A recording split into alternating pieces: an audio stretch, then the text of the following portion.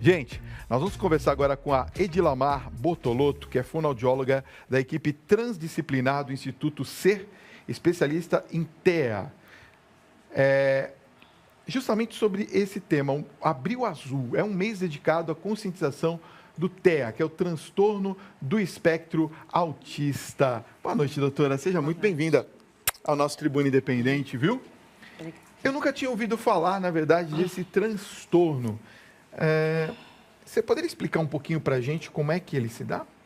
Então, o transtorno do espectro do autista, antigamente a gente nomeava autismo, que é a nomenclatura que ainda se usa no CID-10, que é o Código Internacional de Doenças que se usa para o diagnóstico. Mas foi feita agora uma nova nomenclatura onde se colocou o nome de transtorno do espectro do autismo, né?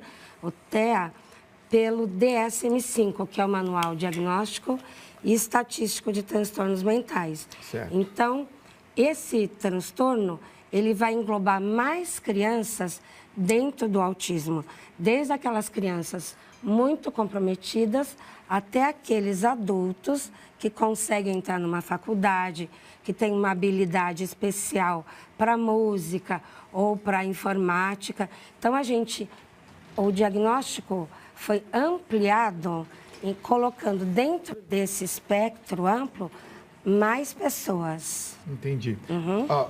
Porque, assim, realmente eu fiquei impressionado. Tem umas pesquisas aqui sobre o autismo, que é o aumento, né, do número de crianças com a deficiência. São 70 milhões de pessoas no mundo todo, sendo que a cada 68 crianças, uma nasce com a deficiência. Sim. E segundo a Organização Mundial de Saúde, gente, aqui no Brasil, esse número chega a 2 milhões.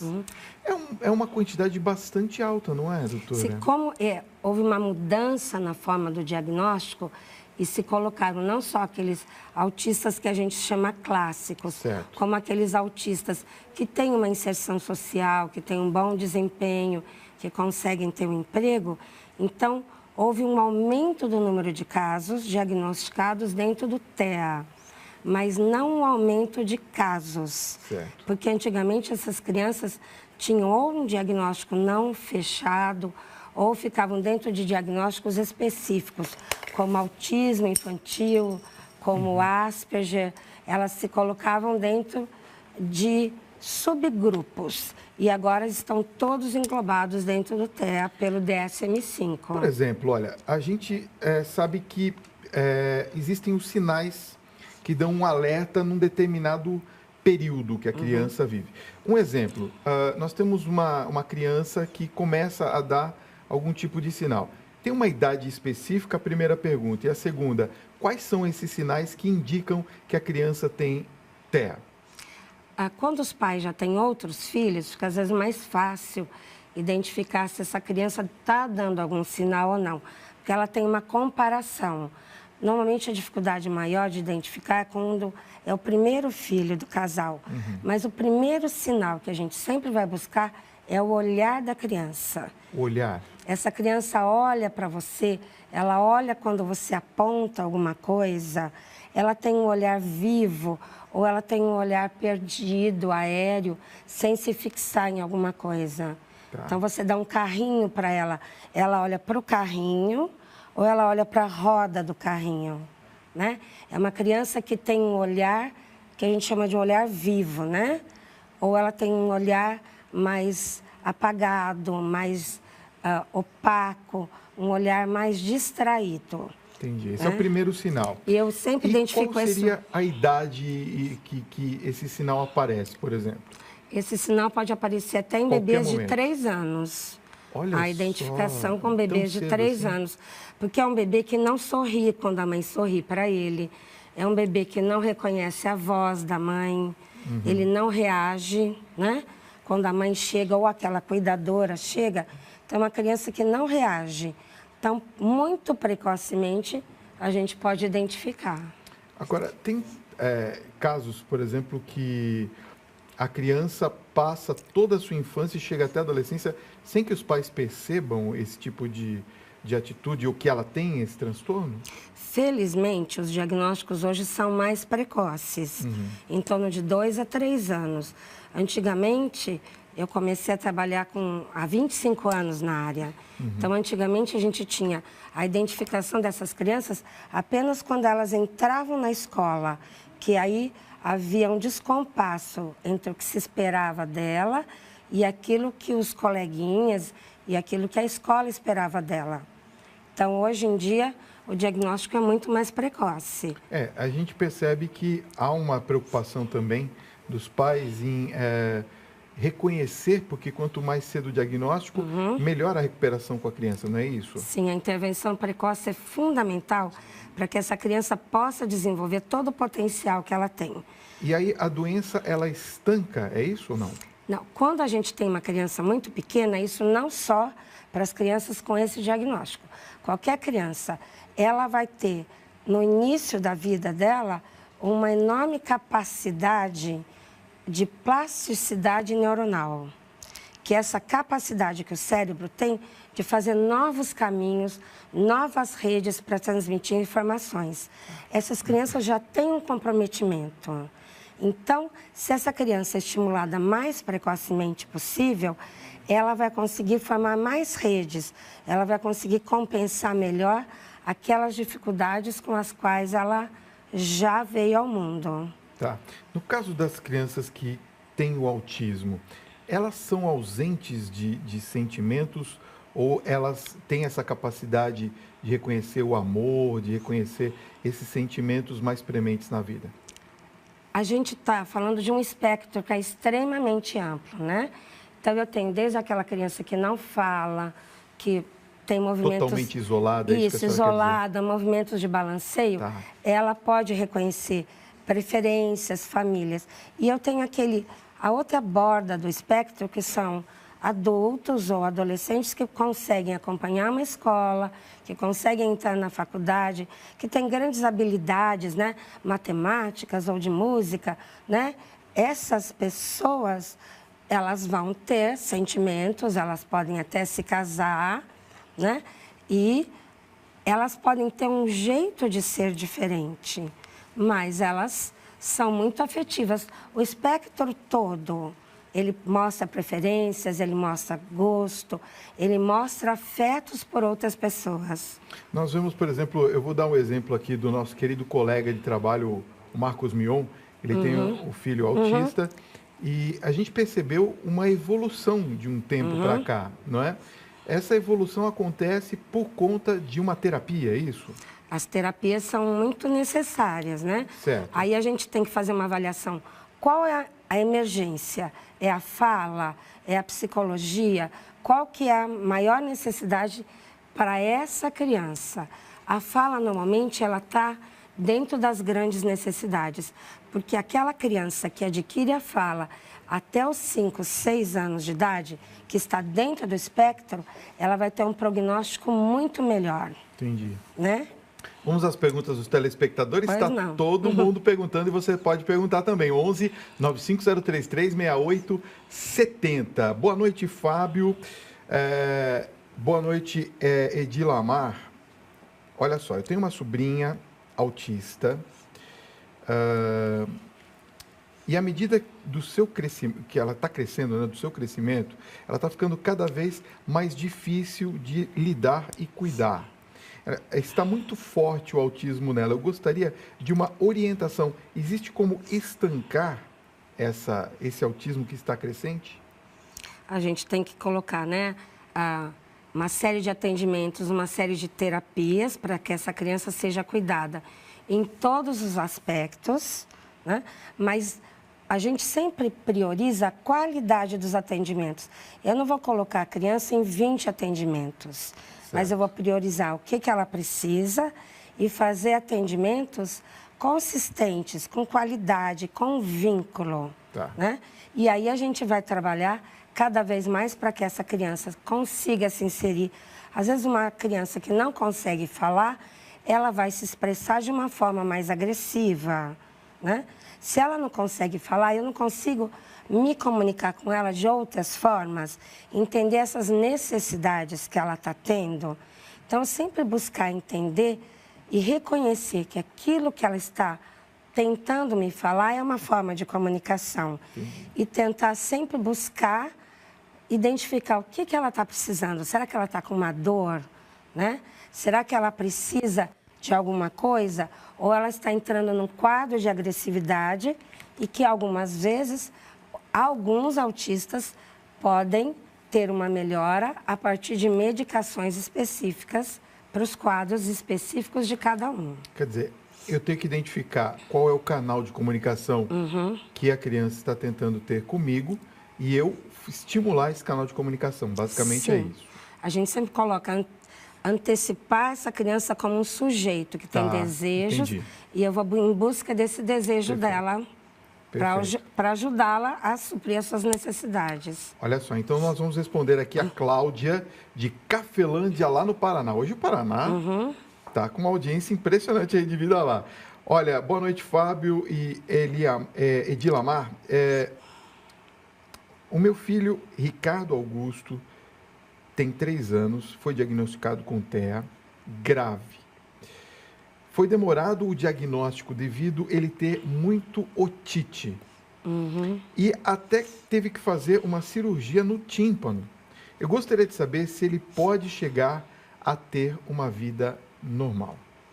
O que a gente busca é a vida dessas crianças que seja o mais normal possível, o mais feliz possível, como qualquer pai busca a felicidade e a inclusão social dessas crianças. Então, eu acho que teve um diagnóstico muito precoce, 3 anos, né? Que é normalmente 2 a 3 anos que a gente tem os diagnósticos. E é muito importante essa idade. E eu acredito que ele, mesmo tendo um diagnóstico grave, se ele adquirir linguagem, que, como eu falei, é um marcador muito importante, é uma criança que pode estar incluída, né, na sociedade, incluída na família, incluída em atividades prazerosas e se desenvolvendo de uma forma o mais semelhante possível, respeitando as características dele. Quer dizer, tem que fazer também uma identificação desse nível com total, assim, bem minuciosa, né? Para que possa saber qual é, na verdade, a melhor solução, vamos dizer assim.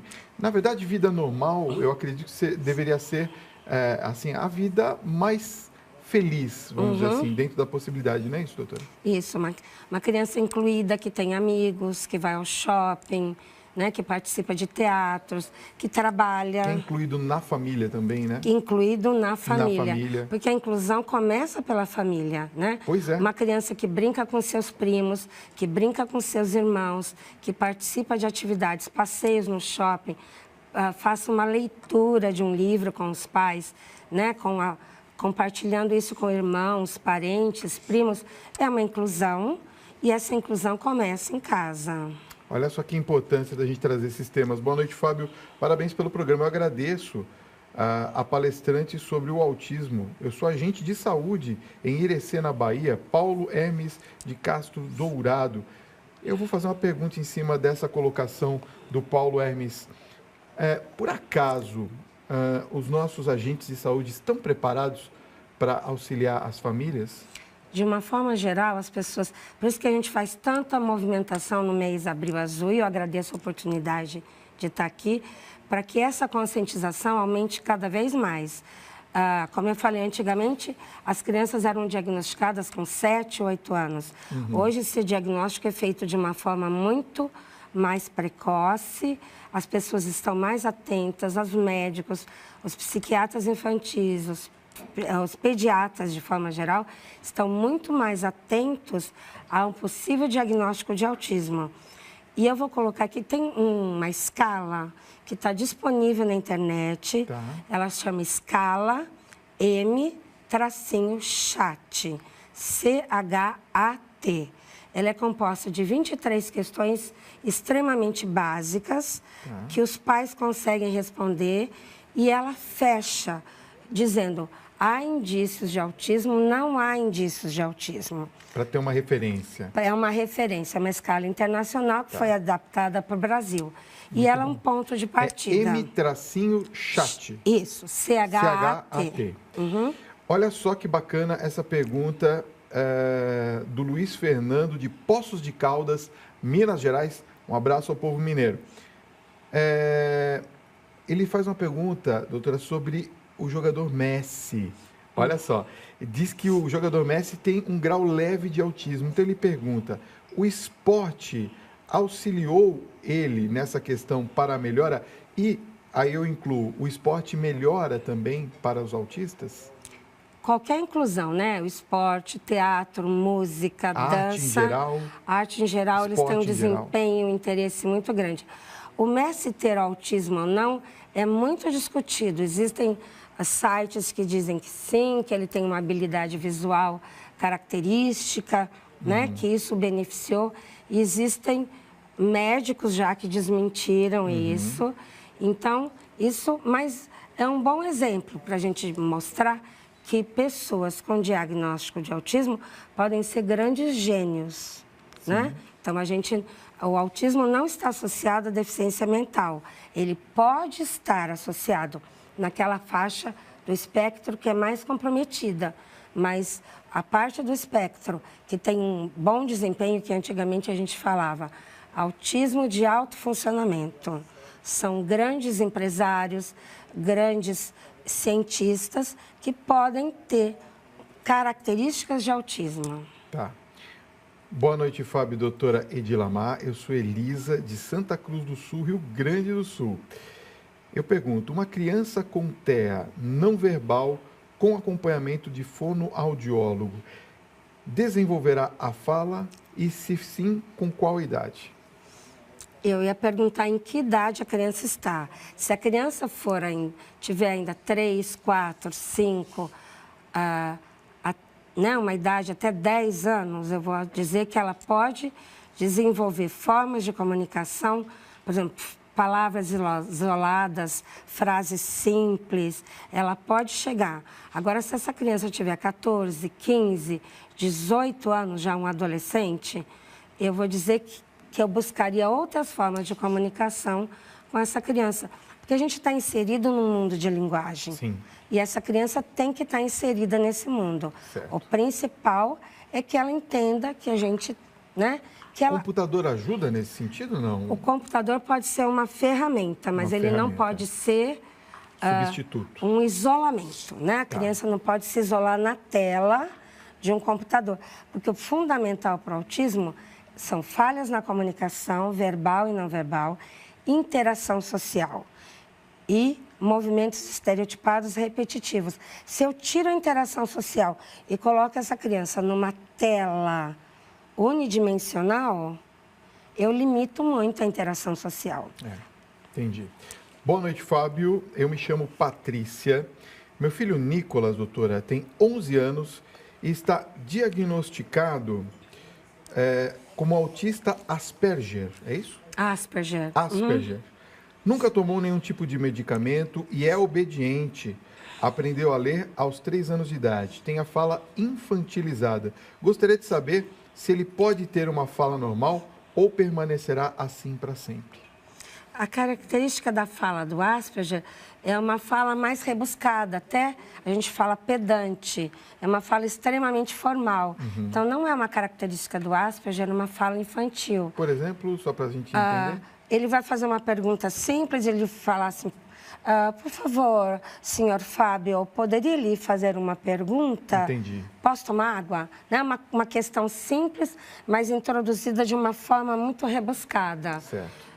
O Asperger tem um prognóstico muito bom. Se ele já tem uma fala, mesmo que infantilizada, ele tem um bom prognóstico e tem que se investir nisso.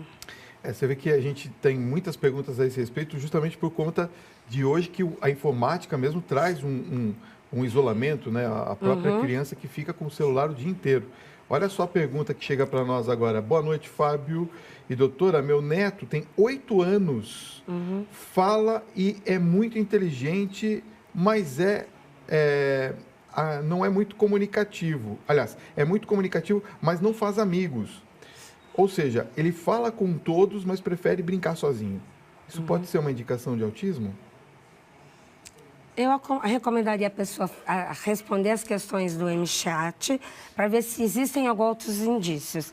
Às vezes a criança é mais tímida, mais isolada, ou ela não achou ainda os amigos para ele, né? Eu acho uma escola que fosse receptiva, uma escola que coloque crianças que sejam, né, do mesmo perfil dele, pode ajudá-lo a ter novos amigos. Mas, como eu falei, a inclusão começa em casa. A gente tem que buscar a inclusão na família. Os pais podem sentar com uma criança e ler um livro, fazer brincadeiras, né? Brincadeiras assim, como a gente brincava antigamente, né? De serra, serrador, né? Onde você tem um contato físico, um carinho, uma brincadeira, uma música. E você vê como essa criança vai respondendo a essas interações. Mas, se o sinal for só isolamento, pode não ser um caso de autismo e a gente, né, tem que fazer um diagnóstico mais específico.